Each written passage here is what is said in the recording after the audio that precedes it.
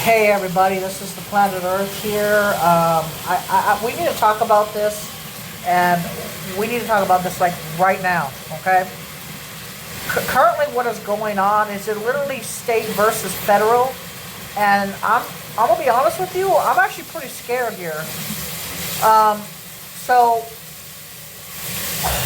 General Garland sent a cease and desist pretty much to the state governor, Greg Abbott, about stopping people that are coming into Texas, to stop buses with like immigrants and stuff like that, and to detain or arrest them, or send the vehicle back to where it came from, and then arrest and detain and then release immigrants. But we're literally in a crisis here, guys. I'm gonna read this to you now, okay? The Honorable Merrick Garland, Attorney General, U.S. Department of Justice, 950 Pennsylvania Avenue, Northwest Washington, D.C. Dear Attorney General Garland, this letter responds to your letter dated July 29, 2021, in which you state that my executive order GA37 would jeopardize the health and safety of non-citizens. It is clear from the arguments in your letter that the state of Texas and the federal government face a constitutional crisis. The authority that you assert to protect non-citizens directly conflicts with my authority and duty to protect citizens of Texas and the United States. The constitutions of the law of the United States and of Texas empower me as governor to protect the health and safety of Texans. C.E.G. U.S. Constitutional Amendment, Texas Constitutional Art, I think 588.1 of the Texas Government Code, Chapter 418. Your actions, combined with the actions of omissions of the Biden administration, directly conflict with my authority as governor and candidly conflict with the duty and obligation imposed on the Biden administration to apply and enforce the immigration laws passed by the United States Congress. The Biden administration is failing and refusing to enforce immigration laws by allowing migrants to unlawfully into the United States. No doubt the Constitution authorizes the federal government, not states, to administer the immigration process. However, the Constitution does not allow the Biden administration to fabricate its own immigration laws. C.E.G. United States versus Texas, 136. I don't know how to, 2016.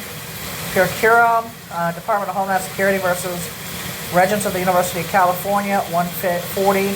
SCT, 1891, 1921 through 26, 2020.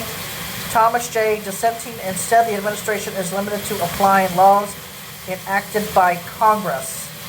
Worse, the Biden administration is knowingly admitting hundreds of thousands of unauthorized migrants, many of whom the federal government knows full well have COVID-19. To be clear, the Biden administration is knowingly importing COVID-19 into the Texas from across the border and knowingly exposing Texas Americans to that disease.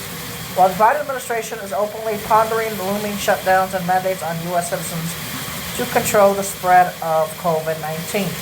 And at the same time, the administration is unknowingly worsening the problem by importing COVID-19 at extreme rates. Under long-established emergency response laws used by Texas in partnership with the federal government, I have the authority to control the movement of people to contain the spread of a disaster. Texas Government Code 418.018C.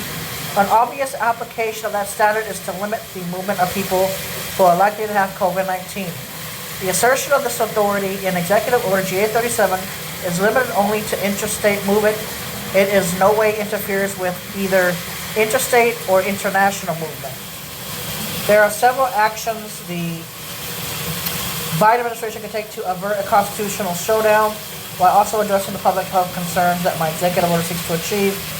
First, the administration can ensure that any unauthorized migrants allows to enter the United States remain only on federally owned or operated land already. The federal government is operating multiple migrant facilities along the border, presumably in ways that minimize or eliminate the potential for migrants infected with COVID-19 to transmit the disease to Texans. The federal government has the resources and capability to house those migrants while minimizing the transportation of infected migrants into Texas cities and towns. Alternatively, the Biden administration could simply enforce the existing federal immigration laws and stop admitting migrants who are not authorized by the Congress to be admitted.